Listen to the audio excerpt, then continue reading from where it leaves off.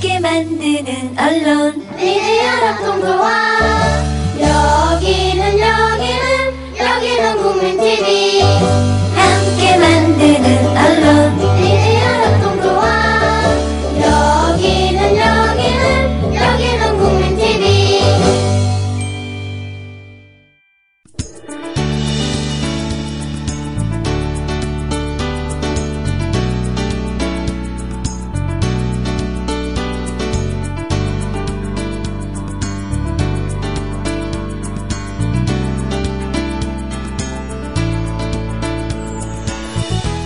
안녕하세요. 노혜경입니다. 서영석 이사장님의 땜빵 방송을 하고 있는 중입니다. 서영석 씨는 언제 오세요? 라고 하는 질문이 하도 많아서요. 좀 쉬고 한 달쯤 뒤에 복귀하신답니다. 그러니까 너무 기다리지 마시고 제가 하는 방송 열심히 들어주세요. 북한에 관해서 이야기하고 있는 중입니다. 잠시 후에 뵙겠습니다. 아니 뵙는 게 아니지. 이게 뭐지? 잠시 후에 목소리로 만나요.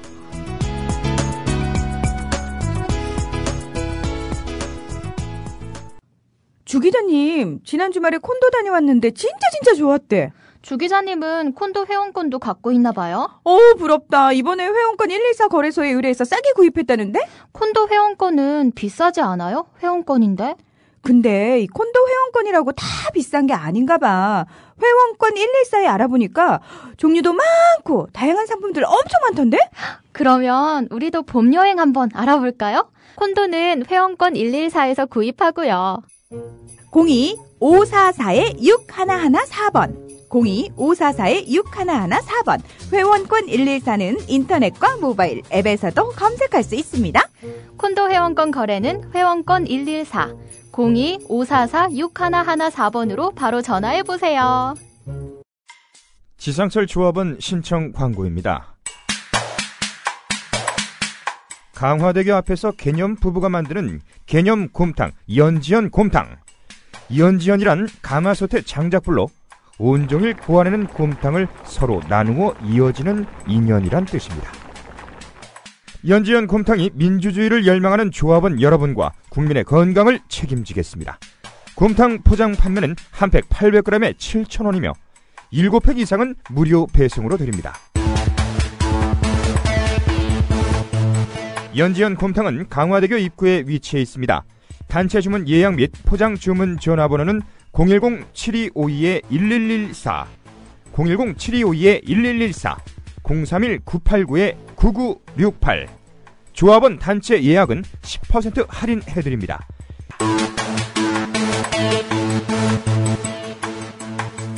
포장 판매 금액의 10%는 국민TV 후원금으로 쓰입니다. 북한 이야기를 쭉 하고 있는데 오늘은 운명의 80년대로 들어가겠다고 했는데요. 이야기를 하다가 보면 사실 70년대, 80년대는 계속 섞여서 얘기가 나올 수밖에 없어요. 제가 어제 남한하고 북한이 적대적 공생 관계로 양측의 독재자들이 서로 주거니 받거니 쌍방의 위협을 과장하면서 안보 불안을 야기해서 그걸로 내부의 정치적 결속을 다지려는 그러한 방식으로 이 권위주의 정권을 유지해 왔다라는 말씀을 드렸어요. 서로 짜고 했는지 아니면 눈치 서로 쓱 보면서 네가 한 수 두면 나도 한 수 두고 이런 식으로 했는지는 사실은 잘 모르죠. 지금 이 위키릭스가 무지무지하게 많은 일들을 폭로를 하고 있잖아요. 미국 그 비밀 정보 자료를 빼내가지고. 그래서 이제 어제는 프랑스 전 현직 대통령 세 사람을 6년간이나 감청해왔다 그래가지고 아주 난리가 났어요. 근데 이런 식으로 이 서로의 주고받았던 또는 몰래 했었던 정보들이 앞으로 한 30년 내지 50년 뒤쯤 되면 공개가 될지도 모르죠. 이야기를 하다가 보면 제가 계속 옆으로 새는데요. 이 정치와 역사와 관련된 이야기는 언제나 현재 시제의 이야기들하고 섞일 수밖에 없고, 그러다가 보니까 옆으로 새게 돼요. 양해해 주시기 바랍니다. 제가 명색이 청와대 비서관 출신이잖아요. 근데 청와대에 들어가서 보니까 굉장히 놀라운 일들이 많았어요. 저는 시 쓰던 사람이고 대학에서 학생들한테 글쓰기 가르치던 사람이라 사실 세상 물정을 그렇게 썩 아는 편은 아니거든요. 반면에 세상 물정은 모르는데 공부는 열심히 하다가 보니까 세상이라는 것은 마땅히 이러해야 된다라고 하는 것에 대한 그 뭐랄까 이 부처님 사람들이 그래요. 무슨 부처님 뒷다리 긁는 소리니 공자님 가운데 토막 같은 거꾸로 됐나? 하여튼 뭐 그런 얘기를 한다고 막 그러는데 물정은 모르는 대신에 교과서적인 생각은 되게 많이 하고 있었던 거잖아요. 그러니까 이제 사람이 교과서적인 생각을 하면서 나이를 먹으니까 저는 대학교 다닐 때 바로 운동권이 된 게 아니고 대학원 다니면서 운동권이 됐는데 대학원 다니면서 운동권이 되고 보니까 이게 이 전두환의 이 갖은 악행에 대한 분노뿐만 아니고 운동권 내부의 말도 안 되는 일들에 대해서도 같이 분노가 되는 거예요. 이게 사람이 이제 눈이 순진해서 그런 거겠죠. 예, 그런 것뿐만 아니고 어쨌든 나이 먹어서 뭘 하다가 보니까 네 편 내 편 가리지 않고 좋은 건 좋은 거고 나쁜 건 나쁜 거고 이런 나쁜 버릇이 굉장히 많이 몸에 배어가지고 우리 편들한테 지탄을 되게 많이 받고 그랬어요.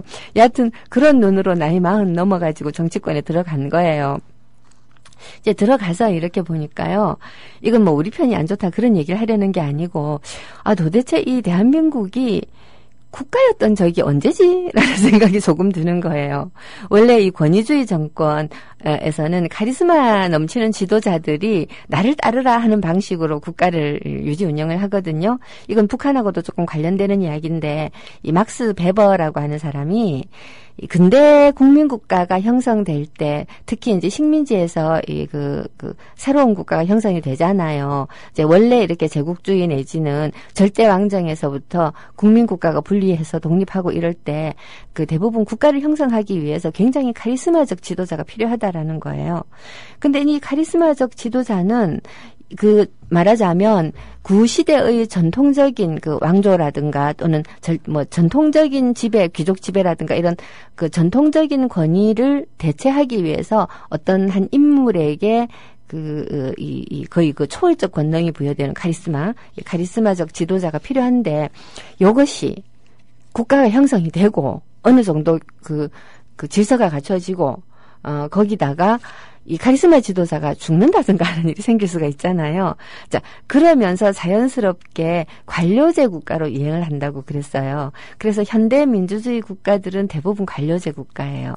다시 말해서 선거로 대통령을 5년마다 우리도 뽑잖아요. 그러면 5년마다 뽑는데 나라가 헷가닥 하지 않고 그런 대로 유지가 되는 이유는 관료 체제가 잘 짜여 있어서 한 80% 정도는 국가를 유지하기 위한 늘 그러한 일들 있잖아요. 예를 들어서 대통령이 바뀌었다고 해서 수돗물을 공급하는 체계가 바뀐다든가 대통령이 바뀌었다고 해서 텔레비전 송출 체계가 바뀐다든가 이러면 안 되잖아요. 제가 너무 좀 가비압은 예를 든 것 같지만 예를 들어 문화정책이다 외교정책이다 이런 것들이 큰 기조가 대통령이 바뀐다고 해서 헷가닥 바뀌면 나라가 휘청거리니까 상당히 많은 부분 민주국가들이 이제 관료제 잘 짜여진 관료제를 유지하게 되고 그러다가 보니까 관료제도의 관료주의화라는 게 또 생겨요. 예. 권위적 지도자의 권위주의가 문제가 되듯이 관료제의 관료주의가 문제가 되는 거죠. 예, 주의가 붙으면 뭐든지 나빠져요. 민주주의 빼고. 주의가 붙으면 뭐든지 좀 나빠지는 경향이 있는데 여하튼 자 이렇게 되는데 그러면 이 권위주의 정권 하에서는 윗사람의 명령이 가장 중요하기 때문에 공무원들이 사실은 이 시스템을 발달시키고 해야 될 이유가 별로 없고 단지 이제 월급쟁이가 되어 있는 거잖아요. 그렇지만 나름으로 조직 생활을 해본 박정희라든가 전두환 같은 이런 왜 군대가 이 식민지에서 갓 독립한 신생 독립국가의 경우에는 군대가 가장 엘리트 집단일 수밖에 없어요. 문맹률이 20% 이게 우리가 해방되었을 때의 상황이었거든요. 근데 군대의 장성들 또는 심지어 이제 영관급 또는 위관급 상교들은 장교라고 하는 건 대졸자잖아요. 그러니까 대한민국 사회에서 대학 나온 사람을 가장 많이 확보하고 있었던 집단이 군대다라는 거죠. 이 군인들이 보기에 이 민주주의는 정말 웬 거지 발사계 같은 말도 안 되는 인간들이 나도 주인이다 하고 설쳐대면서 제대로 일도 할 줄 모르면서 막 엉망진창으로 구는 제도예요. 사실 좀 그런 면도 있죠.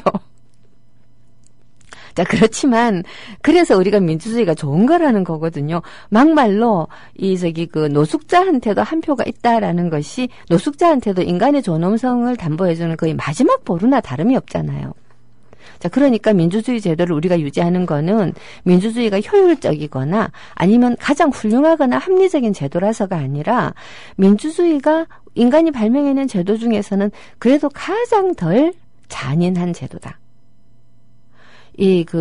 여러분들도 보면, 자기가 가지지 못한 것들 때문에 가지고 있는 사람들로부터 핍박받거나 모욕당한 경험들이 다 조금씩은 있을 겁니다. 저도, 사실 이렇게 좋은 쪽으로만 말하면, 명색이 대학 출신이고, 거기다가 박사과정을 2개씩이나 다녀서, 우와. 2개씩이나 다니면서 빡빡 키면서 공부를 한 덕분에 지금 방송을 하고 있는 거죠. 거기다가 이 청와대 비서관까지 했는데 그것도 보통 비서관이 아니고 노무현의 비서관을 했어요. 와. 근데 뒤집어 놓고 따로 얘기를 하면요. 저희 집단 내부에서는 저는 지방대학 출신이거든요. SKY가 아니란 말이에요. 거기다가 저는 여자잖아요. 와, 이거는 이 서울에 있는 대학, 인서울대학 출신들은 잘 모르는 서울 사는 지방대학 출신들의 비애라는 게 있고, 그리고 또 남자들은 죽었다 깨어나도 모르는 여성으로 살아간다는 것에 고달픔이 있거든요. 제가 이런 얘기를 하는 것은 나도 약자다라는 뜻이 아니고 가지고 있는 강자적 면모만 집중을 한다면 저는 아마도 이 표현은 조금 이상하지만 자가용 뒷좌석에 앉아서 이 길가에 굴러다니는 낙엽을 보면 눈물 짓는 신경숙류 이제 이런 감수성을 지니고 있는 그런 아줌마가 되었을 수도 있어요. 근데 제가 지니고 있는 강자적인 면모를 즐기기보다는 약자적인 면모를 통해서 세상의 많은 약자들과 어떻게 하면 연대할 것인가를 고민을 하기 때문에 제가 그래도 오늘날 여기서 방송한답시고 할 수 있는 거겠죠. 근데 민주주의 제도라고 하는 것은 바로 이런 약자들에게 발언권을 주는 제도예요. 아시다시피 민주주의는 다수결이다라고 사람들이 얘기를 많이 하지만 그 다수결이라고 하는 것은 무조건적인 다수가 아니라 소수의 의견을 충분히 개진할 수 있게 하고 그리고 그 소수에게 다수를 따를 수밖에 없음을 충분히 설득해야만 되는 시스템이거든요. 그렇기 때문에 민주주의가 그나마 소수의 권익을 보호하고 소수의 존엄성을 지켜주는, 전 이게 되게 중요하다고 생각해요. 약한 자들이 존엄성을 지켜주기 위해서 인간이 발명한 제도다라고 생각을 한다는 거죠. 이게 민주주의가 절대 효율적은 아니에요. 시끄럽고 더디고 민주주의 한다고 해서 꼭 부자 된다는 보장도 없어요. 하지만 민주주의를 하면 자존심 덜 상하고 살 수 있다. 라는 건데, 갑자기 왜 민주주의까지 갔지? 어쨌거나 간에, 이 군대 조직을 유지 운영하고 있었던 이 효율적인 인간들이 볼 때 민주주의는 정말 형편없기 때문에 엎어버리고 효율적인 국가로 가자라고 해서 오히려 쿠데타 같은 것도 하잖아요. 어쨌든 이 권위주의적 지도자가 이 군대 조직처럼 국가를 유지 운영하던 동안에는 그런 대로 국가 비스무리한 것들이 체제를 갖추고 있었던 것처럼 보였으나 이 군대적인 관료제도하고 민주주의 국가에서 유지하는 관료제도하고는 아주 근본 발상에서 차이가 있거든요. 자, 그러니까 군 출신 대통령 박정희, 전두환, 노태우가 지나가고 김영삼이 대통령이 되었을 때 그때 당시에 공무원 개혁을 해야 된다라고 하면서 아주 난리를 쳤던 기억들이 나시죠? 김정길 전 행자부 장관 부산시장 후보 하셨던 분 무려 46%. 우와, 46%. 제가 45.6%였어요. 아니에요. 45.6%인가 그랬어요. 46%라고 그랬는데 사실 45.6%인가. 저도 정확하게 기억은 안 나나. 여하튼 어마어마하게 받았어요. 자, 이 어마어마하게 받은 그때 제가 정책홍보본부장 했거든요. 여하튼 깨알 같은 자기 자랑이었습니다. 근데 이분이 초대 행자부 장관, 행정자치부 장관이 되어가지고, 그때 했던 얘기가 공무원들이 복지부동에 대해서 굉장히 질타를 했죠. 그러면서 썼던 책이 공무원은 상전이 아니다. 예, 권위주의 국가, 다시 말해서 독재국가의 공무원들은, 대통령, 절대자라고 할 수 있는 대통령들에게는 납작 엎드려서 복종하지만 공무원, 국민에게는 상전 노릇을 하죠. 그래서 이제 위에서 이 박정희는 좀 부지런한 사람이 돼가지고, 그리고 전두환도 보면 부지런하고, 노태우도 노태우는 부지런하다기보다는 참을성 있는 지도자였다고 생각이 돼요. 그래서 일을 시켜놓고 이제 열심히 일을 시키는 거죠. 이거 해라, 저거 해라, 이거 해라, 저거 해라. 그러니까 시키는 것을 공무원들이 열심히 할 수밖에 없겠죠. 그러나 국민위에는 군림하려고 하는 습관이 남아 있었는데 어쨌거나 김영삼은 민주적 지도자예요. 그러니까 이제 공무원들이 민주적인 방식으로 일을 하라고 하니까 말하자면 일단 대민봉사적으로 자세부터 바꿔라라는 거 아니에요? 공무원들이 싫죠. 습관이 안 돼 있으니까. 습관이 아침에 생기는 거 아니잖아요. 이러니까 할 수 있나? 복지부동. 이름은 복지부동인데 사실은 꼼짝을 안 하는 거죠. 꼼짝을 안 해요. 뭐 시켜도 안 하고.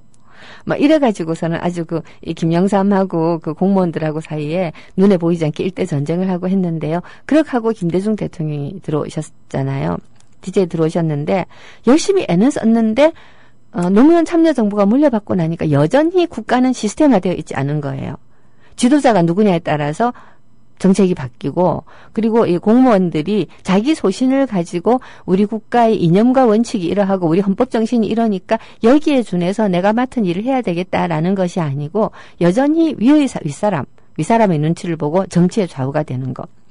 노 대통령은 이거를 이제는 중단시키고 국가가 정말 말의 진정한 의미에서의 시스템으로 굴러가는, 다른 말로 하면 체계적인 관료제에 의해서 굴러가는 국가를 만들고 싶어 했죠. 그래야지 대통령이 바뀐다고 해서 다시 권위주의 통치로 돌아간다든가 하는 그런 일이 안 생기잖아요.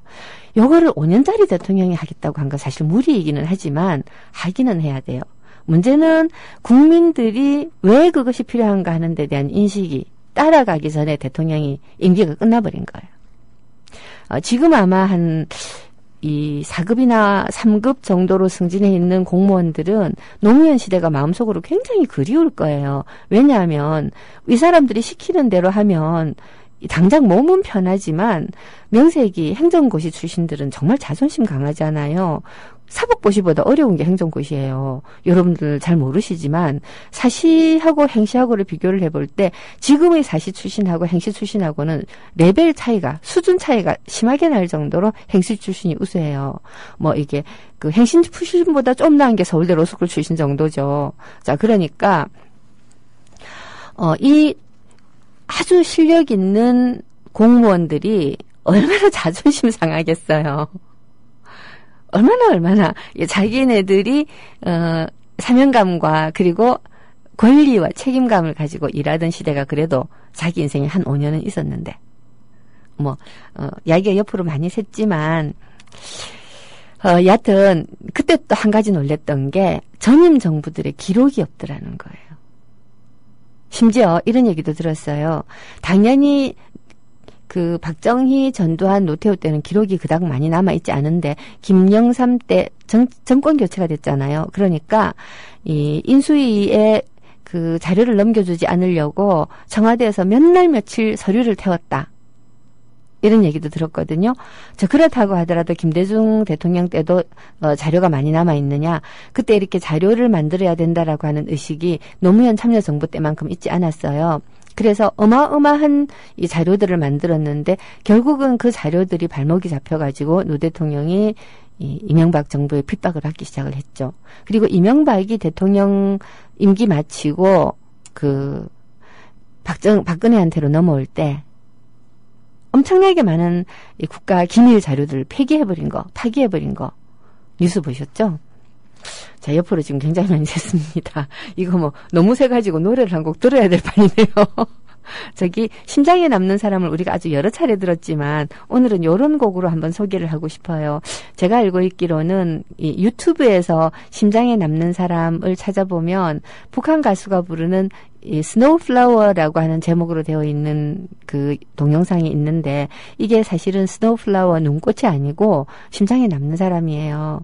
근데 이 노래를 부르는 가수가 아주 곱게 생긴 한복을 입고 기타를 치면서 노래를 부르는 곱게 생긴 여성인데 단둥에 이 신의주 맞은편에 있는 중국 도시가 단둥이거든요. 이 단둥의 류경식당이라고 있어요. 이 류경식당의 종업원인데 류경식당의 종업원으로 나오려면 거의 평양예술학교급을 졸업을 해야 돼요. 옛날에 우리가 70년대 스튜어디스 되는 것만큼이나 어렵대요. 한번 들어보시겠습니다. 。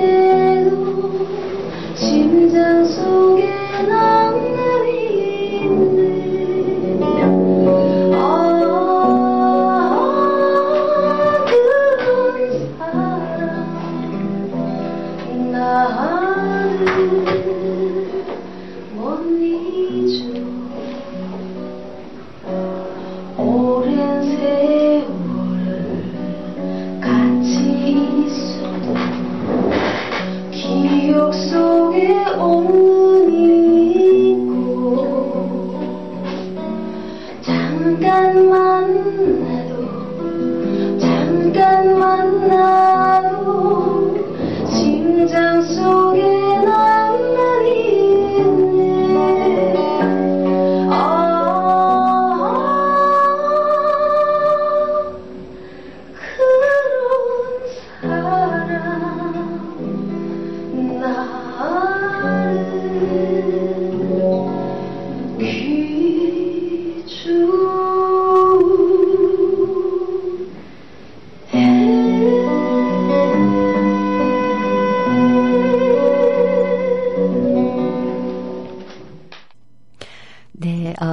그런 사람 나를 네, 이런 사람들이 유경식당에 와가지고서 한 밤 9시인가 되면 공연을 해요. 북한 노래도 부르고 춤도 추고 이렇게 공연을 하는데, 우리 이제 남한의 아저씨들이, 이 유경식당 종업원들이 우리의 식당 노래방 아줌마처럼 착각을 해가지고, 쓸데없는 짓을 하다가 혼돈하고 한다는데, 요즘은 인식이 많이 달라져가지고, 저 사람들이 나름 북한의 홍보 요원이구나 라고 하는 거를 아는 거죠. 유경식당에 가서 보면 굉장히 재미있는 광경도 많대요. 남한 사람들, 완전히 아무 생각 없는 남한 사람들, 관광객들 있잖아요. 그런 사람들이 막 웃고 떠들고 반응 한쪽 편에서 이렇게 남한의 기관원과 북한의 기관원들이 서로를 탐색하면서 앉아서 이렇게 하기도 하고, 또 남한의 사업가와 북한의 사업가들이 앉아서 얘기하기도 하고, 또 중국 사람들이 와서 먹기도 하고, 북한 사람들이 자기네들끼리 와가지고서, 우리는 북한이 지금 굉장히 폐쇄되어 있는 사회라고 생각하지만, 우리나라에 북한 사람들이 들락날락 못하고 미국에 못 가요. 그리고 일본에도 못 가요. 입국 허가가 잘 안 나죠. 그렇지만 유럽이라든가 중국이라든가 러시아에는 북한 사람 정말 많이 나가 있거든요. 심지어 우리가 사우디에 노동자 파견하듯이 그렇게 파견 노동자로 나가 있는 사람들도 많고, 공부하러도 가 있고, 사업하러도 가 있고, 우글우글해요. 자, 여하튼요. 잠깐 방송국에 낭인님께서 독재가 꼭 효율적인 것은 아니라고 봐요이라고 하셨는데, 맞아요. 제가 말한 것은 5.16 당시에, 그때 당시 한국 사회에서 얼마 안 되는 대학 졸업자들을 가장 많이 지니고 있었던 집단인 군대가 일반 정치권이 굉장히 비효율적이고 무질서하고 어수선하다고 생각을 했다라는 거죠. 그리고 민주주의는 한 가지 제가 동의하지 못하는 것은, 민주주의는 이 높은 교육을 받은 국민의 집단 지성으로 형성되는 체계라고 하셨는데, 저는 그렇게 생각 안 해요. 민주주의는 정말 딥다무식한 인간에게도 존엄성을 인정해주는 제도라고 생각해요. 굉장히 화는 나죠. 그렇지만 어떻게든 여론과 교육과 그리고 공동체의 뭐라고 해야 되나, 보살핌? 배려? 이런 것들을 통해서 공존하기 위해서는 내가 상식을 지키는 인간으로 살아야겠구나를 스스로 깨우치게 하고, 말하자면 참을성이 없으면 민주주의 하기가 굉장히 어려운 것 같아서, 저는 우리 종씨이기도 하지만 노태우 대통령이 군 출신 치고는 상당히 나름 민주주의의 원리를 이해하고 있었다고 생각해요. 이 사람이 자본주의자, 골수까지 천민 자본주의자이기 때문에 노동자들에 대한 탄압은 정말 장난 아니었거든요. 실제로 이 박정희 권위주의 체제의 기본 토대라고 하는 것은 재벌에게 자본을 몰아주어서 재벌이 커가지고서는 국민을 이 밥상위에서 이렇게 부스러기가 떨어지잖아요. 만찬하다가 보면. 그럼 밑에 개들도 얻어먹는다. 이거는 있잖아요. 교회 다니고 있고, 그리고 어떤 부동산 업을 하는 제 친구한테서 직접 들은 얘기예요. 부자들이 잘 살아야지 우리가 부스러기라도 얻어먹고 산다고. 아니, 이렇게 자존심 없는 소리를 하다니 하고 제가 깜짝 놀랐던 적이 있었는데, 그걸 좋게 얘기하면 트리클다운이라고 해요. 이 칵테일잔 제일 위에서 술을 부으면 밑에 칵테일잔까지 다 내려가는 식으로 낙수 효과라고 하기도 하죠. 그래서 이제 맨날 부자의 만찬은 테이블이 너무 커서 부스러기가 안 떨어져. 내지는 맨 위의 대접이 너무 커서 밑으로 안 떨어져. 뭐 이런 얘기들을 우리가 하고 있죠. 자, 근데 어쨌든 이 사람이 노동자 탄압을 하고 경제 구조가 변화해야 된다라고 하는 것에 대한 통찰력이 있을 정도로 세계의 흐름을 읽고 있는 대통령은 아니었지만, 그래도 민주주의 발전에 참을성 있게 좀 기다려준 거는 좀 있는 것 같아요. 여하튼 뭐 그건 그렇고 노가라서 칭찬하는 겁니다. 자, 그거는 그렇고 다시 북한으로 돌아가서요. 이거 북한 얘기로 돌아가기가 어렵네. 이거 어떡하지? 자, 1972년도에 북한이 사회주의 헌법을 공표하고 이제 본격적인 유일 주체의 나라로 바뀌어가기 시작을 했다고 지난 시간에 말씀을 드렸어요. 제가 입에 착착 달라붙지 않는 그 유일 사상 10대 원칙이라고 하는 거. 주체사상 10대 원칙이라고 불러도 되는데 거기에 보면 왜 사조에 김일성의 어록을 반드시 인용을 해야 된다라는 말씀을 드렸는데 뒤에 가면 김정일의 어록도 인용을 해도 괜찮아요. 이 70년대에 김정일을 당중앙이라고 불렀어요. 당중앙. 김정일이라고 부르지 않고 김일성 수령 동지, 김정일 지도자 동지거든요. 근데 처음에는 김정일이라고 하는 실명을 쓰지 않고 항상 당중앙이라고 써서 우리가 문건 연구를 하면서 저는 물론 그 당중앙이 김정일이라는 것이 밝혀지고 난 다음에 북한 공부를 한 사람인데 처음에 공부하던 사람들은 이 당중앙이 도대체 누구야? 이 사람이 아마 후계자일 텐데 무지 궁금해했대요. 하여튼 70년대에 북한은 점차 정체되고 있었던 경제를 다시 한번 발전시키기 위한 노력을 되게 많이 해요. 그 노력을 하는 방법이 재미있게도 사상동원인 거죠. 사실 경제 발전을 하려 그러면 어떻게 하면 자본 규모를 키울 것인가, 그리고 실제로 그걸 플랜트라고 하죠. 기초가 되는 어떤 이 자산, 그러니까 이제 공장이라든가 이런 것들, 자본, 이런 것들을 어떻게 형성시킬 것인가 하는 것을 되게 이제 고민을 많이 해야 되는데, 북한이 사람들이 지금 굉장히 많이 나가 있다 어쩌고 얘기를 하지만 그럼에도 불구하고 역시 폐쇄된 국가이다가 보니까 자기네들이 가지고 있는 것만으로 뭔가를 한다는 것은 굉장히 어렵잖아요. 그러니까 참 아주 단순하게 말하면 그냥 수입해갖고 조립하면 한 달이면 만들 수 있는 트럭을 한 대 수입해서 뜯어가지고 일일이 뺏겨가지고서는 그야말로 몇 년에 걸쳐서 만들어낸다. 이게 북한식 방식인 거예요. 아, 정말 의학이에요. 그렇지만 또 한편으로는 북한이 이렇게 자주 자립 자위 그리고 자주 자립 자위 또 하나가 뭐더라. 이건 적어 다녀도 까먹어요. 죄송해요. 자자심 다시 말씀드리고요. 자, 이런 식으로 주체의 나라를 만들어가면서 북한 실정에 맞게 여러 가지 정책들을 펼친 것 중에 하나가 주체 농법이라고 하는 게 있어요. 이놈의 주체 농법 때문에 나중에 이 고난의 행군 때 북한이 정말 고생을 많이 해요. 80년대 후반부터 고생을 많이 하지만 주체농법이 뭔가 하면 북한의 상황에 맞게끔 그러니까 식량 증산을 위해서 이제 농사를 하는 방법인데, 어떻게 보면 계단식 농 같은 거 있잖아요. 산 꼭대기까지 쫙 뺏겨갖고 이제 하는 거. 그 다음에 이 농기구를 투입을 해서 농사를 지어요. 땅 같은 것들은 어쨌든 질서정연하게 만들어서 농기구를 투입해서 농사를 짓고 비료를 어마어마하게 많이 집어넣어서 농사를 지어요. 이게 왜 그랬느냐? 우리가 남한처럼 생각을 하면 안 되는 게, 단위 면적에서 많은 생산을 하려 그러면 농기구로 대량으로 생산을 하고 그리고 비료를 많이 투입하는 건 당연한 건데, 북한은 태생적으로 평야가 많지 않은 지역이에요. 지도를 보시면 알겠지만 서쪽에 이렇게 평양, 특히 평안남도 일부를 제외하고는 온통 산간지대에다가 그냥 산간도 아니고 높잖아요. 기껏 감자농사나 옥수수농사나 되는 지역이에요. 쌀농사 거의 안 돼요. 그러니까 이 북한이라고 하는 지역은 남한 쪽에서 쌀을 보내주지 않으면 먹고 살 수가 없는 그런 곳이죠.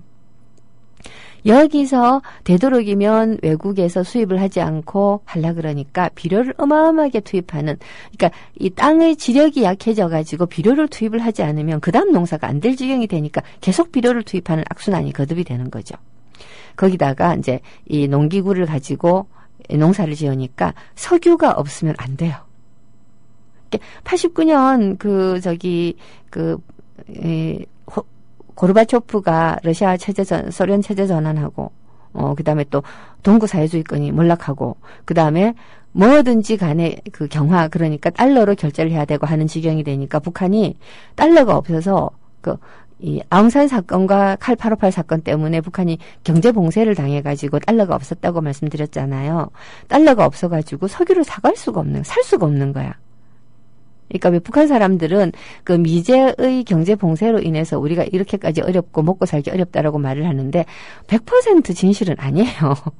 그렇지만 일말의 진실은 있는 거죠. 자, 여하튼 경제 발전을 위한 노력을 굉장히 가열차게 해야 되기 때문에 북한도 그렇고 남한도 그렇고 독재를 유지하기 위해서는 뭐를 많이 매겨야 되잖아요. 자, 그러니까 평화 체제 유지는 너무 중요해요. 거기다가 김일성도 그렇고 박정희도 그렇고 군 출신들이에요. 전쟁이라는 것이 얼마나 비참한 건가 하는 걸 몸으로 알아요.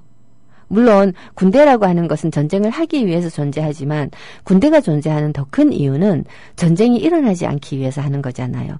일본이 지금 재무장을 하겠다고 하는 걸 세계가 우리나라와 미국만 빼고 세계가 지금 굉장히 염려하면서 반대하고 있어요. 미국은 일본이 재무장을 하면 자기들을 대신해서 중국을 견제해 줄 거라고 기대를 하고 우리는 일본 재무장에 우리 정부가 왜 저렇게 아무 생각이 없는지 정말 모르겠어요. 저는 일본 재무장이 왜 위험한가? 일본 자위대라고 해가지고 사실 군대가 있거든요. 일본이 군대가 없다라고 생각하지만 아니에요. 자위대 스스로를 방위하기 위한 군대는 있어요. 그리고 그 군대의 화력은 세계적으로 막강해요. 최소한 세계 한 3위, 4위권 갈 거예요. 어마어마한 군대가 있는데 일본은 자기네들이 평화헌법에 의해서 외국의 군대 파견하는 것을 금지하고 있거든요. 다시 말해서 침략이라든가 또는 다른 나라의 전쟁에 군대를 파견하는 것은 자기네들이 헌법으로 막고 있어요. 이게 평화헌법 구조라고 하는 건데요. 이 아베라고 하는 인간이 정말 아베라고 하는 개새끼가라고 하고 싶은데 차마 방송이니까 그런 말은 못하고 아베라고 하는 인간이 이 평화헌법 구조를 폐기하거나 또는 우회해서 지금 박근혜 대통령이 국회법 시행령이 그 국회에서 규정한 법률의 그 한계를 넘어갈 때는 그것을 이렇게 개정하도록 요구할 수 있다를 요청할 수 있다로 바뀐 이것도 거부권 행사를 하겠다라고 지금 하고 있는데 이 부시가 미국의 그 수정헌법이라고 부르잖아요. 미국 수정헌법의 이 조항, 여러 가지 자유를 정말 개인의 자유를 철저하게 지켜야 된다라고 하는 그러한 조항들을 우회해서 미국을 공포 분위기로 몰아넣고 거의 독재 체제로 할 수 있었던 게 이런 시행령을 통한 우회적인 작업들이었거든요. 아베도 평화헌법 개정을 못하면 우회적으로 어떻게 해서든지 간에 무장을 할 수 있는 방법, 다시 말해서 해외 파견할 수 있는 방법을 강구하려고 할 거예요. 이거 막아야 되는데 그래서 오늘은 진짜 옆으로 많이 세니까 그냥 끝까지 셉시다. 안 되겠다. 죄송. 오늘 끝까지 세기로. 자, 아베 막아야 되는데 그래서 제가 페이스북에서 많은 분들한테 평화헌법 구조에 노벨 평화상을 주자라고 하는 운동에 초대를 하고 있어요. 어떤 분들은 일본에 왜 상을 줘라고 하는 분이 있는데요. 아니에요. 일본 평화헌법 구조는 2차 세계대전 이후에 미국이 일본을 여전히 자기네들이 병참기지로 쓰고 자기네들이 파트너 삼기 위해서 일본에 사실은 이 2차 세계대전의 책임을 거의 묻지 않았어요. 독일이 2차 세계대전에 대한 책임을 지고 분단됐잖아요. 근데 세상에 일본 대신 우리가 분단됐어요. 이런 말도 안 되는 개 같은 경우가. 근데 그때 유일하게 세계가 일본에 대해서 책임을 물었다라고 할 수 있는 조항이 바로 이 평화헌법 구조인데 심지어 일본 천황과 황태자까지 이 구조를 지키자라고 나서고 있고 일본은 보면 지식인들이 각기 너무나 이렇게 자기 분야 문제에만 관심이 있어요. 되게 웃기는 나라예요. 예를 들어서 여성운동을 하잖아요. 그럼 여성운동하는 사람들은 노동운동에 관심 없어요. 노동운동 한 사람이 있잖아요. 노동운동 하는 사람들은 평화운동에 관심 없어요.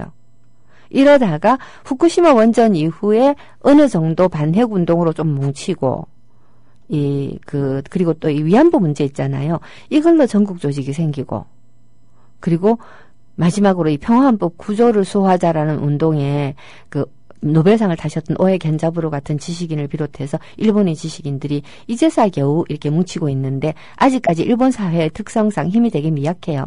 이 사람들한테 힘을 실어주자는 거거든요. 평화헌법 구조에 그 노벨 평화상을 주자는 것은 원래 만약에 일본을 정말 적이라고 생각한다면 일본 내에 일본의 극우에 대항할 수 있는 힘을 길러주는 게 더 좋은 방법이에요. 북한을 우리가 정말로 체제 전환을 시키고 싶다면 북한 내에 저항 세력을 만들어주는 게 더 좋지. 남한에서 북한 미워하면 북한들 똘똘 뭉쳐요. 그래서 저는 북한 인권사무소를 서울에 설치하는 걸 보고 저런 돌대가리들이 이건 찬성 반대를 떠나서 머리가 나쁜 거예요. 하여튼 다시 이제 평화헌법 구조로 돌아가서 여기에 노벨 평화상을 주자는 것은 2차 세계대전 이후에 다시는 세계대전이 없어야 된다라고 하는 세계인의 염원을 지키자라는 거예요. 계속 지키자. 일본의 재무장 정말 위험하거든요. 그리고 일본 내의 양심 세력에게 힘을 주자.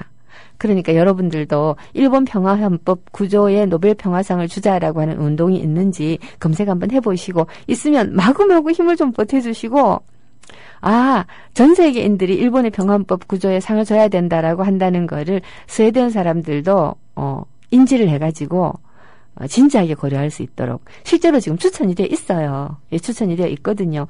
그러니까 잘 좀 부탁드립니다. 아유, 이건 진짜 노래 좀 들어야겠어요. 짜지. 무슨 노래를 들을까요? 우리 PD님이 추천해 주세요. 김형중의 내 나라 제일로 좋아. 내 나라 제일로 좋아. 김형중? 네, 김형중이 부르는 내 나라 제일로 좋아. 이게 동인에 있는 거죠? 들어보도록 하겠습니다.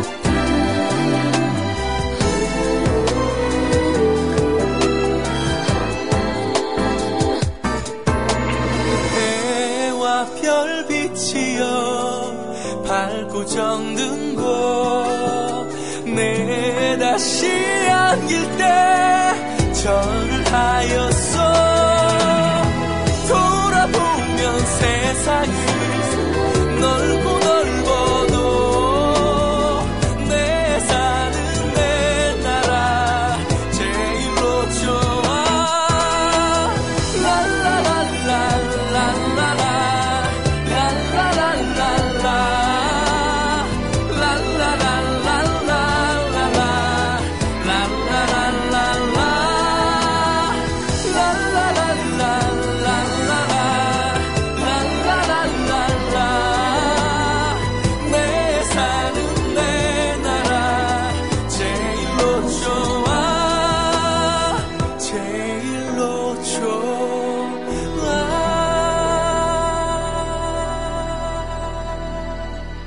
네, 음악 듣는 사이에, 자, 우리 아몰랑 여사께서 국회법 결국 거부했다.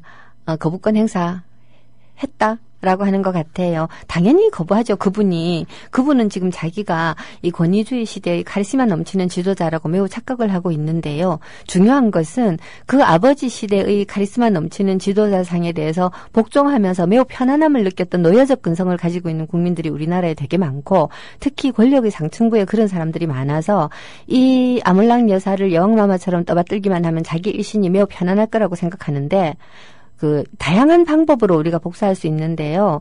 단기적으로는 물론 정권 교체하는 것이지만, 이 단기적인 교체가 어렵다고 하더라도 계속해서 우리가 저 사람들을 갈라놔야 됩니다. 유승민을 마구마구 칭찬해주고, 지지해주고, 지원해주고, 인기를 거의 대통령 후보급으로 올려주고 한다든지, 이런 방법도 되게 좋은 방법이고요. 그러니까 무조건 하고 전선을 갈라가지고 너거 편 우리 편 쫙 나눠놓고 우리 편 안에서 마음에 안 들면 마구 씹어 돌리고 하는 우리의 이런 습관으로는 절대로 훌륭한 국가를 못 만들어요.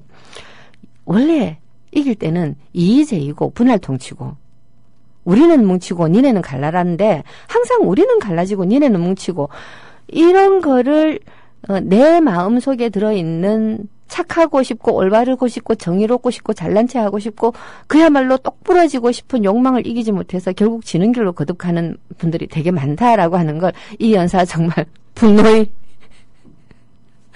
마음으로 소리 높여 외칩니다. 그건 그렇고 거부권 행사 당연히 하죠. 아주 기가 막힌 상황인데 그러면 새누리당이 알겠습니다. 지당합니다. 아몰랑 여사가 그랬대요. 원내에서 제대로 협의했는지 의문이다. 분명히 제대로 협의했을 거예요. 그랬는데 협의해놓고 나서 말을 바꿔갖고서 협의 안 한 척하고 유승민을 누가 공격하는가. 이런 것도 우리가 적어놔야 됩니다. 복수하는 첫 번째 방법은 선거에서 이기는 거지만 선거에서 이기기 전에 필요한 것들이 이런 식으로 갈라놓는 우리는 키우고 자기들은 약화시키는 거고 당장 못 이긴다 하더라도 분개하지 말고요. 굉장히 장기적으로 이길 수 있는 전략은 기억하고 기록하고 계속 얘기하는 거예요. 이 되게 부끄러운 일이네. 나중에 손자가 할아버지한테 할아버지 내가 기록을 찾아보니까 할아버지가 옛날에 국회의원 하던 시절에 국회에서 요만코 저만코 얘기했다던데 내가 학교에서 배우기로는 이거는 민주주의 아닌 거 아니에요? 이렇게 하도록 얼마나 창피하겠어요. 옛날에 이거 재밌는 얘기인데 제가 또 이 노가 대통령 노태우 조금 그럴싸하게 좋게 본 건 아니고 그럴싸하게 봤던 장면이 하나 있는데 저 정말 군발이라서 조금 저렇게 하는구나.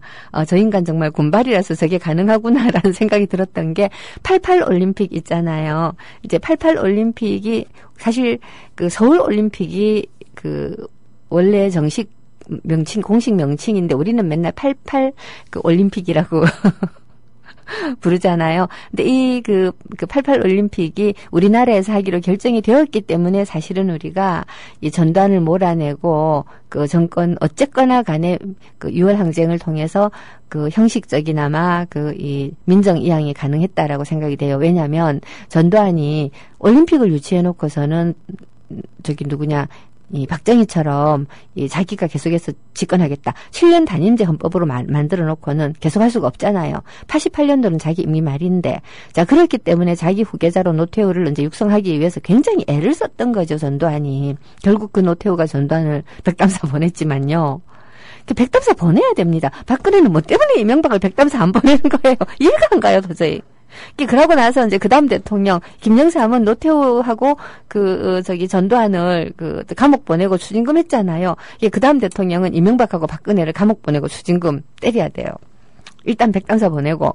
자, 이제 근데 어쨌든 노태우가 올림픽 유치위원회인가 위원인가 했었는데, 우리나라에서, 이렇게 여러 가지 정정이 불안하고 굉장히 안 좋은 일들이 많고 하니까, IOC에서 서울에 올림픽 개최권을 줬던 것을 회수를 해야 된다라고 하는 그런 움직임이 있었어요.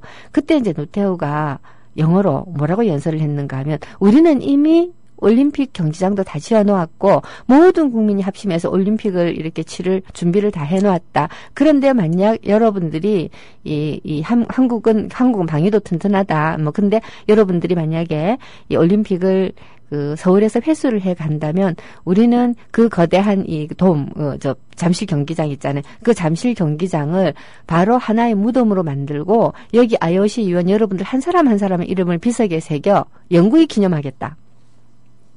와, 대단한 연설이잖아요. 킹왕짱. 정말 이게 참 진정한 군발이답다 하는 생각이 드는 거예요. IOC 위원들이 그 말을 듣고는 전율을 느꼈대요. 저 정도의 의지. 그리고 또 한편으로는 좀 무섭기도 했겠죠.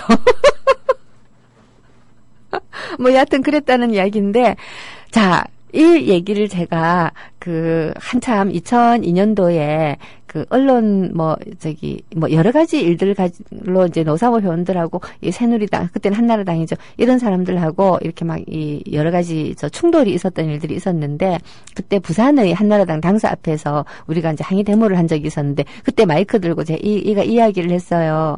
여기 지금 건물 속에 숨어서 창문을 열지도 못하고 조용히 제 말에 귀 기울이는 분들께 얘기하는데요. 여러분들의 명단 인터넷 검색하면 다 나옵니다. 새겨서 대대손손 물려줄 겁니다. 여러분들이 오늘 얼마나 부끄러운 짓을 했는지라고 제가 패러디를 했었어요. 그리고 경찰들한테도 그랬죠. 경비대장님 이름이 뭡니까? 그랬더니 대답을 안 해요. 이름 몰라도 경찰서 사이트 가면 알 수 있어요. 지금 당신이 무슨 짓을 하는지 적었다가 나중에 당신 자손들한테 내가 알려줄 거예요 라고 얘기했더니 물대포를 못 쏘더라고. 물론 지금은 사람들이 그런 거 부끄러워하지도 않아요. 지금 사람들을 보면 어떤 생각이 드냐면 정말 5년만 살고 말 사람들처럼 보일 때가 되게 많아요.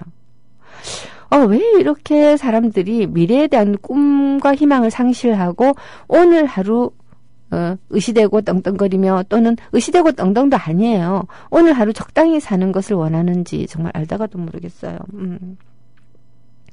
어쨌거나 간에 너무너무 오늘 옆으로 너무 많이 새서 죄송합니다. 후기 말씀 할게요. 빵빵오징어님 칭찬해 주셔서 너무너무 감사하고요. 낭인님, 말씀대로 그렇습니다. 사실 제대로 된 교육이라고 하는 것은 올바른 품성을 가지고 있고 상냥한 사람을 만들어내는 게 맞죠. 지식이 많은 사람들을 만들어내는 게 아니고요. 그러니까 나이가 좀 있는 어른들은 자라나는 청소년들에게 항상 교육적 효과를 생각하고 대해야 된다라고까지 말하는 것 좀 과할지 몰라도요. 어쨌거나 간에 모든 사람은 다른 사람에게 어떤 의미에서 스승이자 제자잖아요. 상냥한 사람을 만들어낸다. 정말 좋은 말씀이세요. 이거 제가 뺏겨 써도 되죠? 아니야. 허락 맞으면 표절 아니에요. 되게 좋은 말씀입니다. 정말 감사해요.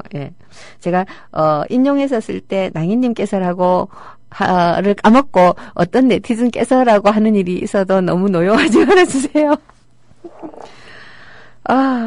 정말 낭인님 말씀에 대해서는 이 정도, 교육은 상냥한 사람들을 많이 만들어야 하고, 약한 사람을 돌봐주고, 보다 많은 사람들을 이해할 수 있는 인식 수준, 이해력이 교육의 핵심이다라고 하셨는데, 맞습니다. 인식 수준이 높아져야 되는 거예요. 지식 수준이 아니고. 지식과 인식은 굉장히 다른 거죠.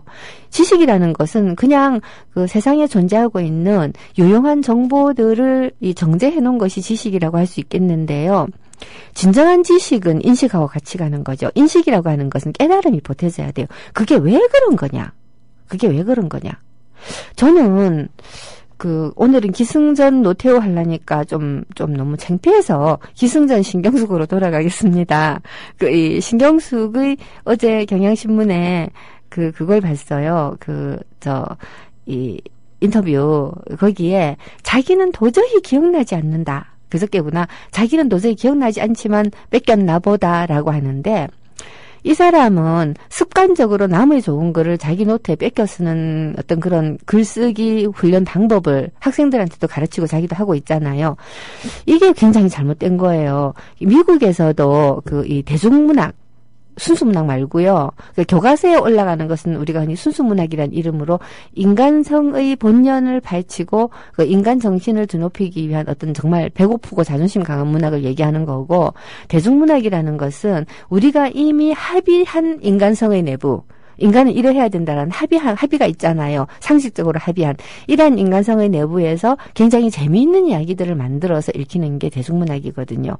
그러니까 어떤 이 민감하고 치열한 이 생각의 전선이라고 그러나요? 여기까지 밀고 가는 걸 우리가 본격문학이라고 부를 때, 신경숙 문학은 결코 본격문학이 아니죠. 그냥 이 착한 이야기를 재미있고 아름답게 많이 늘어놓음으로써 독자들에게 위안을 주고 즐거움을 주는 그런 문학이라고 할 수 있는데, 미국에서 이런 문학이 먼저 유행을 했어요.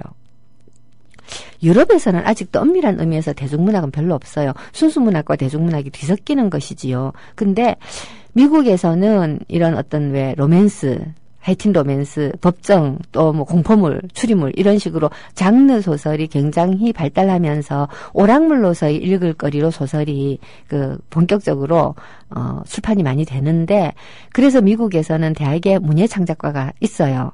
근데 이 문예창작과에서 정말 심각하고 중요하게 가르치는 게 표절하면 안 된다는 거예요. 표절하면 안 된다. 선생님들도 학생들에게 이렇게 글을 가르칠 때 이 훌륭한 문장이 남의 것을 뺏겨왔다라고 하는 것이 얼마나 치명적인가 하는 거를 굉장히 많이 이야기하거든요. 근데 어떻게 된 게 우리나라의 문예창작과에서는 뺏기라고 하다니, 이런 정말 가르치는 선생도 제정신이 아니고 제정신이 아닌 선생한테 가서 배우겠다는 학생도 제정신이 아닌 것 같아요. 제가 볼 때는. 여하튼 신경숙도 그렇게 배우고 그렇게 공부를 했다는 건데, 이렇게 뺏겨서 하면서 남의 좋은 문장을 자기가 조금만 바꾸면 자기 것으로 가져다가 써도 된다라고 하는, 말하자면 작가로서의 작가의식이 전혀 없는 거예요. 이런 작가의식이 전혀 없는 사람은 지식은 있을지 몰라도 인식 능력이 없다라고 얘기할 수 있겠죠. 예, 인식 능력이 없다. 예, 기승전 신경숙으로 끝났습니다. 여튼 오늘은 이 프로그램 제목에 북한이 안 들어가야 되겠어요. 그래서 제목을 오늘은 북한 이야기 아님이라고 해야 될 것 같아요.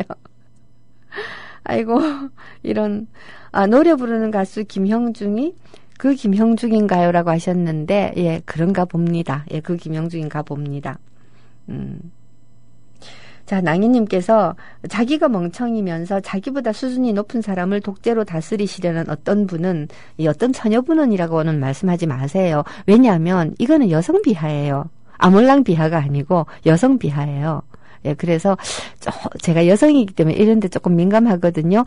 그분이 여자이기 때문에 잘못하는 건 아니에요. 그냥 그 사람이기 때문에 잘못하는 건데, 그녀가 그 사람이 해필이면 생물학적으로 여자라고 해서 여성을 비하하듯이 말씀하시면 제가 아몰랑을 편을 드는 이상한 일이 생길 수도 있어요. 그거 안 좋죠, 그죠? 여하튼, 예, 독재의 의미도 모르는, 예, 국가의 체계를 파괴하는 국가 파괴범이 아닐까요? 하셨는데, 예, 맞습니다. 국가 파괴범이라고 저도 생각합니다. 이명박이 국가를, 재정을 거덜낸 인간이라면 박근혜는 국가의 기강을 거덜내고 있어요. 정말 이명박은 살을 도려먹었고 박근혜는 뼈를 부서뜨리고 있다라는 생각이 들어요. 자, 이 폐허를, 다음번 누가 대통령이 된다고 한들 얼마나 고통스러운 시간을 우리가 견뎌내야 될지, 그리고 참을성 없어진 국민들이 과연 그것을 견뎌낼 수 있을지, 그런 것들이 정말 걱정이 많이 됩니다.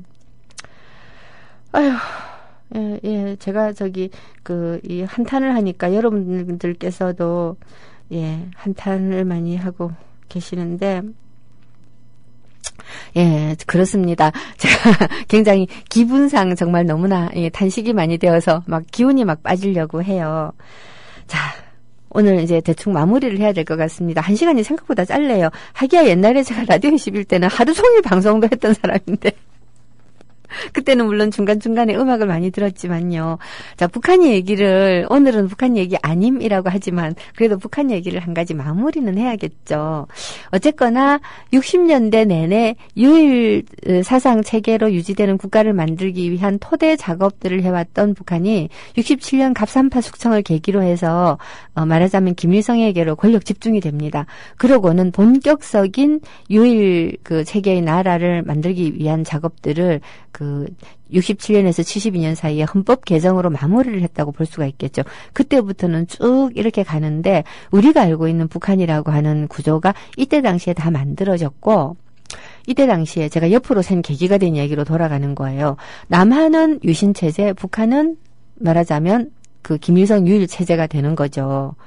주체의 나라가 되어가는 건데 이 평화기조의 유지가 굉장히 중요했기 때문에 그렇죠. 평화기조 유지가 너무나 중요했기 때문에 북한과 남한이 7.4 공동성명이라는 것으로 서로 상호 불가침 조약을 맺은 것은 아니지만 그 7.4 공동성명에 보면 평화 기조를 유지한다. 서로 간에 이렇게 이 침범 같은 거 안 한다. 이런 얘기들이 있어요. 그런 취지의 이야기들이. 이게 굉장히 중요했던 거죠. 국민은 7.4 공동성명으로 남북한이 앞으로 절대 전쟁하지 않기로 했다는 사실을 지금도 잘 인지를 못해요. 이미 그때 서로 전쟁 안 하기로 했고, 남북 합의서, 1991년도 이 남북 합의서에서도 전쟁 안 하기로 했거든요. 다만, 정전 협정을 체결하지 않은 거예요. 전쟁은 끝났다라고 정식으로 선포를 안 한 거예요. 그 정식 선포를 하자고 제가 청와대에 있을 때, 우리 대통령께서 그때 베를린에서 한국 주간이라고 하는 걸 했었거든요. 한국 주간에 초청이 되어서 갈 때, 그때 당시에 프랑크푸르트 도서 전시회 주빈국에다가 베를린 주간이고 해서 가셨을 때, 거기에서 베를린 선언을 해라. 박근혜가 통일대박 얘기하듯이 정전협정을 제의한다 해라 하고 제가 제안을 했는데 안 받아들여졌죠. 미국하고의 관계가 있어서. 자, 하여튼 오늘은 여기까지 얘기하고요. 자, 내일 다시 80년대로 겨우 한번 건너가 보도록 하겠습니다. 감사합니다.